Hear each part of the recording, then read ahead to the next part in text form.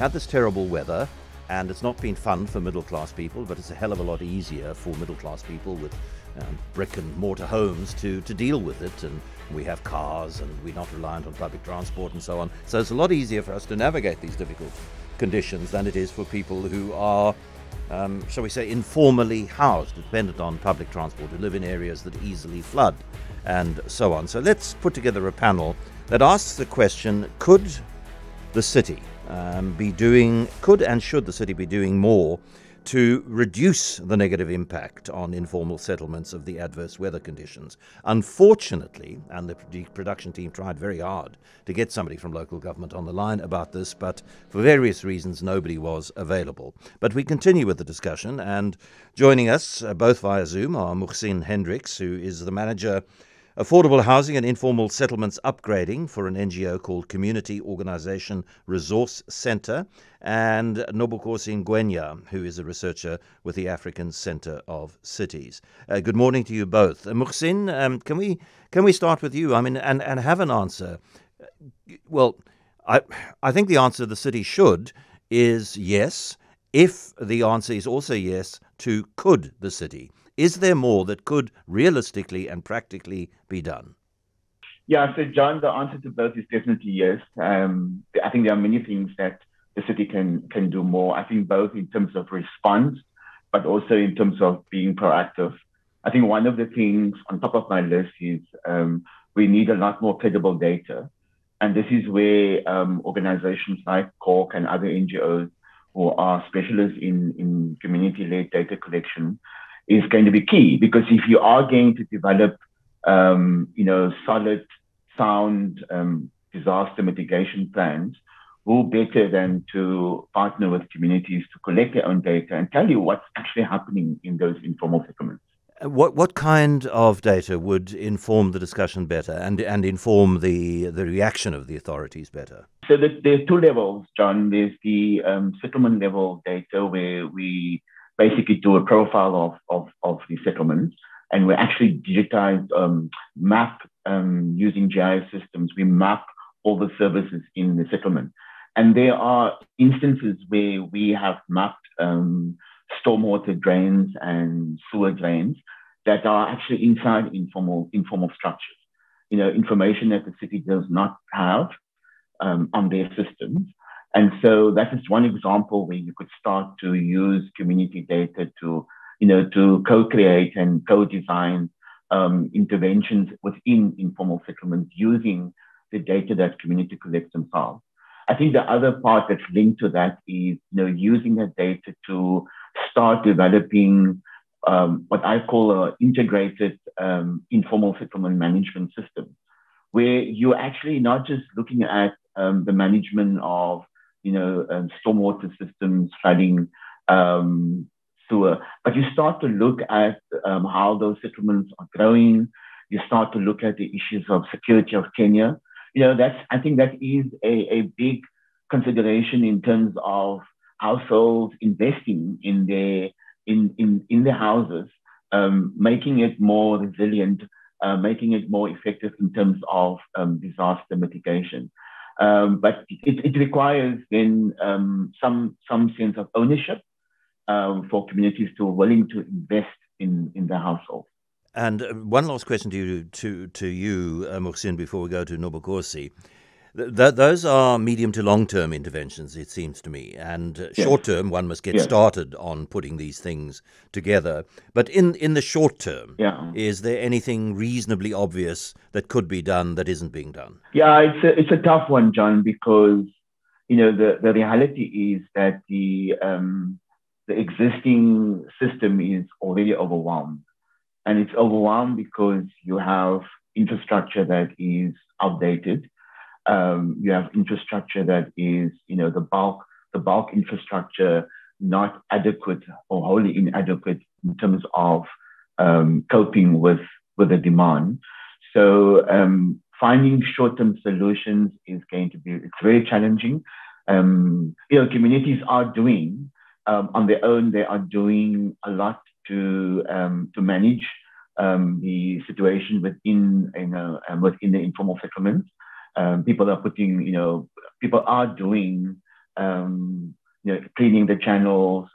People are putting down concrete blocks, putting down tires.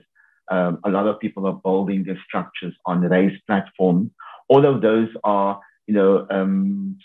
people taking agency and actually trying their best to create a livable environment. But it's very challenging when your overall system is so overwhelmed that, even if you do those small things, it's very difficult to cope when the weather is as bad as it is and gets to manage the flooding and other disasters. So there's short-term measures. Yeah, people are doing it, but I think what we do need to have a serious look at our bulk infrastructure if we are going to bring any considerable and more sustained solutions to the issue of flooding. The other challenge is also density. So we do need to alleviate the pressure on the overall system. So I think here we're talking about de-densifying. So there's a campaign going on in Cape Town around identification of well-located strategic pieces of land. There's a proposal to develop those parcels of land. We're talking about Winkel and Youngsfield. And if you could start developing this land and ease the pressure on the overall system within the informal settlement context, that would also greatly help. Nobukhosi Ngwenya of the African Centre for Cities, what would you like to add? I mean, I think it's, as Moegsien said, in the short term, it really is very kind of household level interventions about raising structures so that they're a bit more raised and water cannot come into houses. But also in terms of the city coming in to kind of conduct that maintenance and begin upgrading bulk infrastructure so that we can carry more kind of stormwater. The stormwater drainage has greater capacity, but a lot of the solutions are really for the medium to long term, and it does entail kind of releasing strategic sites and building social housing and more affordable housing, not just in kind of where informal settlements are currently located, but also across the city and particularly well-located plots of land.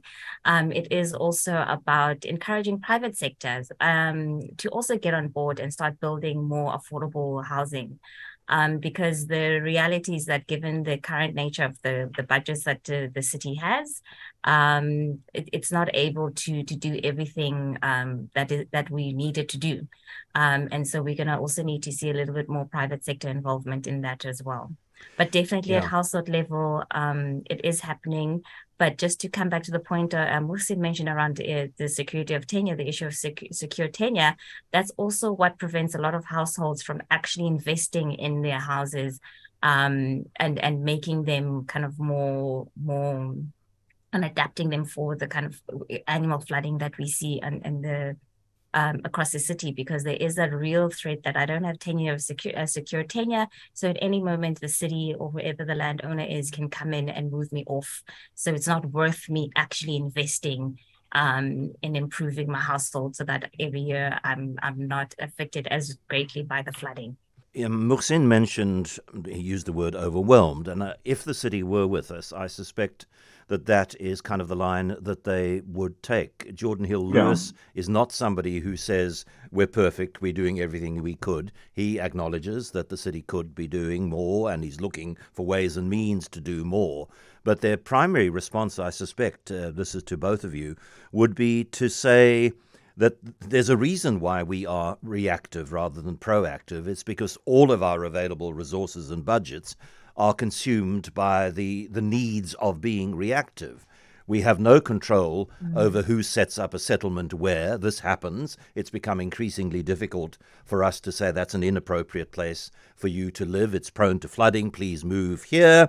Or that is privately owned land. You're not allowed to live there, and we are not allowed to provide services for settlements that have established themselves on private land. And if if there were less need, we'd be able to deal with that need better. I mean, is that any kind of a rationale? Yeah, if I can come in on that, I think the rate of urbanization has been a challenge for metros across the country. And so that is definitely a consideration. But I do think there are more proactive solutions to where people settle and the way they settle.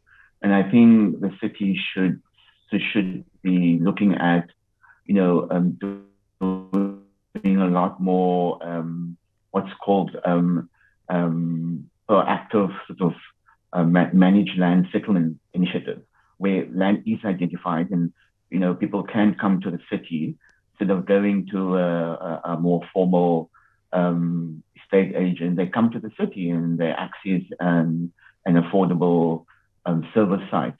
And when you do that managed settlement, it's much easier then to provide the services, the stormwater management systems proactively. But it also means that somebody is paying something towards the city and not paying some landlord who is renting out land and structures that's on public land. So I think the issue of managed land settlements is definitely a short-term proactive solution. I think there's also the what's called the reblocking, which is the reconfiguration of informal settlements. And we've done quite a few of reblocking projects where you basically reconfigure the internal structure of informal settlements. And what you do there is you open up access pathways and you open up, you create raised platforms where people can build their structures on top of. So there's a lot of short-term interventions. And are those working? Because I know the city, after the last really big fire in Imizamo Yetu, Patricia de Lille was still the mayor of Cape Town at the time, started this reblocking program, and one got a great sense of community resistance to that for various reasons, and perhaps that was because it was a city initiative rather than an initiative from within the community. But the ones that you're talking about, Moegsien, are they working? Are people cooperating with them? Yeah, I think the examples that we have quite a few projects in Lauberg, in the Philippi area, where we have reblock projects, and the concerns that people had around flooding and concerns around fire were mitigated using the reblocking system. And then in addition to that, there's also been improved access to basic services. So it's sort of a more kind of an incremental approach. So it's not your normal formal upgrading of informal settlement and support program, which is basically a more formal land development process and subdividing the land and giving people each a plot and moving them back onto a service site. It's a much quicker, more effective way. But I think what's key, what you alluded to, John, is that it's a community-driven process. Reblocking can only work if it is community-driven process. Because you're asking actually people to move out of the way and sometimes even reduce their structure footprint. And this can only be done if there's buy-in. And there are trade-offs, of course. And then perhaps the final question to you, Nobukhosi. I mean, is there the right level of cooperation? I mean, is the city open enough to the suggestions of NGOs, to the suggestions of researchers from something like the African Centre for Cities, to ideas from communities themselves? Or is there still a case of we know what's best for you, we've had access to all the data, and this is what needs to happen? Because one needs, I think, a balance between the city knowing what is resource-wise possible, but at the same time being open to creative solutions from the people who are going to be affected by what the city does. I think there are varying levels of openness depending on who in the city you're speaking to. And that also presents a challenge in itself, right? Because at the end of the day, there are also political figureheads in the city who have to drive the mandate of those who put them in those positions. And so they won't, and so if you're suggesting something that doesn't necessarily align with that vision, it's not always going to be received, or at least at that particular moment in time, it might not be received.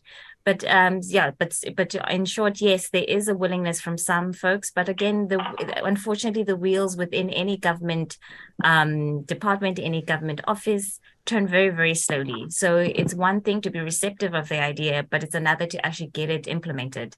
And I think this is a story that we've heard across all the different spheres of government, that the ideas are there. There's no shortage of ideas. There's no shortage of conversations. There's no shortage of people, both communities and civil society, who are saying, we're here, let's work together. It's just to get past the paperwork and the bureaucracy to actually begin doing the work. And actually start making a difference in people's lives. And I mean, like the example, but also there's a certain level of impatience, because the example of reblocking that Moegsien mentioned, it works also because kind of CORC and other various actors took the time to actually engage with the community. And it's not a once-off meeting where kind of come in as in some official capacity and you say, this is what needs to happen. It's a conversation that happens over a series of meetings, sometimes over months, and even longer in some instances, to get everybody on board and to say, okay, but when we reblock, what is the vision that we have for our settlement? Thank you both very, very much indeed. We've been listening to Moegsien Hendricks, who's Manager for Affordable Housing and Informal Settlements Upgrading for the NGO CORC, Community Organisation Resource Centre, and Nobukhosi Ngwenya, who is with the African Centre for Cities. Afternoon Drive with John Maytham on Cape Talk.